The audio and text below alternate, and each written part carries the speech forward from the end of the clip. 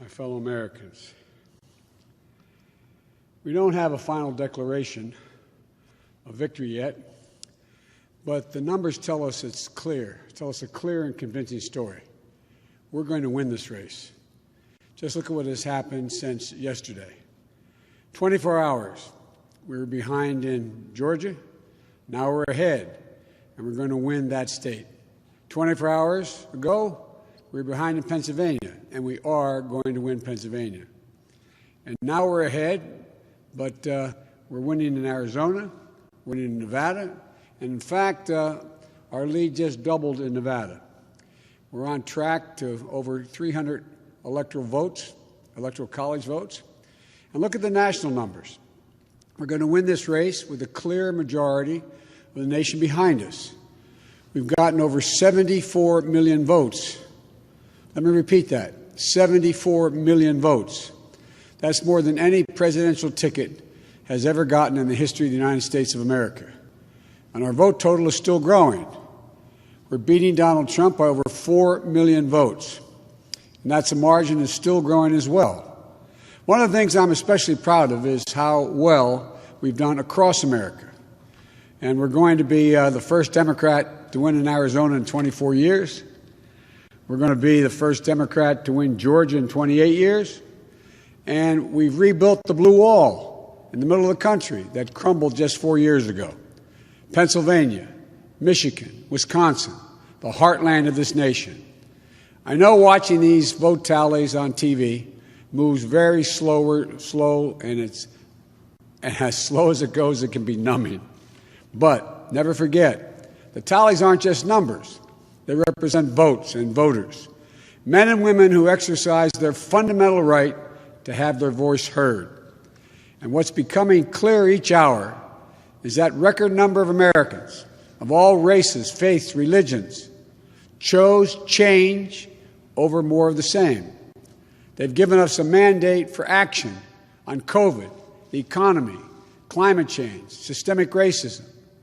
They made it clear they want the country to come together, not continue to pull apart. The people spoke, more than 74 million Americans, and they spoke loudly for our ticket.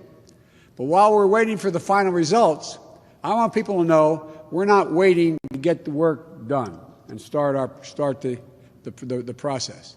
Yesterday, Senator Harris and I held meetings with groups of experts on public health and the economic crisis this country is facing.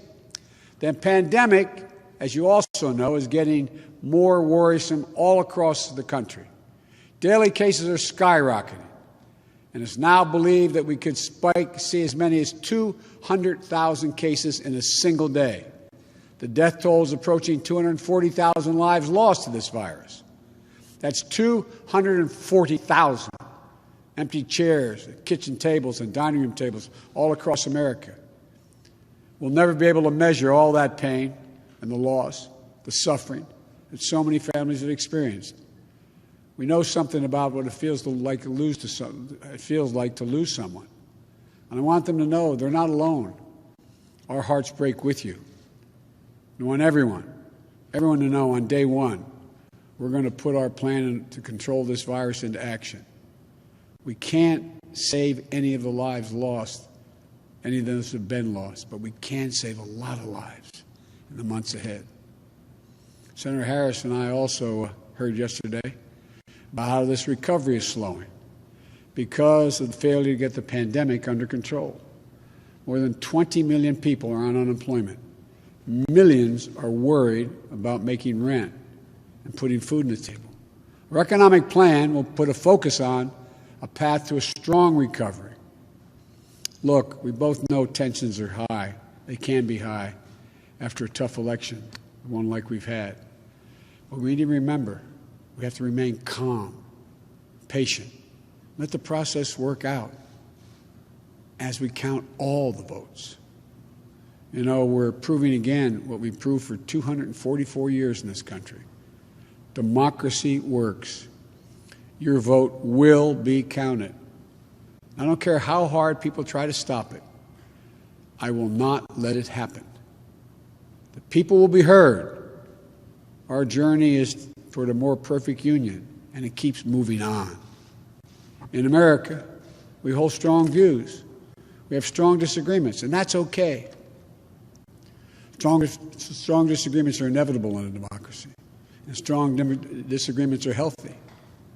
They're a sign of a vigorous debate, of deeply held views. But we have to remember the purpose of our politics isn't total, unrelenting, unending warfare. No, the purpose of our politics, the work of the nation, isn't to fan the flames of conflict, but to solve problems, to guarantee justice, to give everybody a fair shot, and to improve the lives of our people. We may be opponents, but we're not enemies. We're Americans. No matter who you voted for, I'm certain of one thing. The vast majority of the almost 150 million Americans who voted, they want to get the vitriol out of our politics. We're certainly not going to agree on a lot of issues, but at least we can agree to be civil with one another. We have to put the anger and the demonization behind us. It's time for us to come together as a nation to heal. It's not going to be easy, but we have to try. My responsibility as president will be to represent the whole nation. And I want you to know that I'll work as hard for those who voted against me as those who voted for me. That's the job. That's the job. It's called the duty of care for all Americans.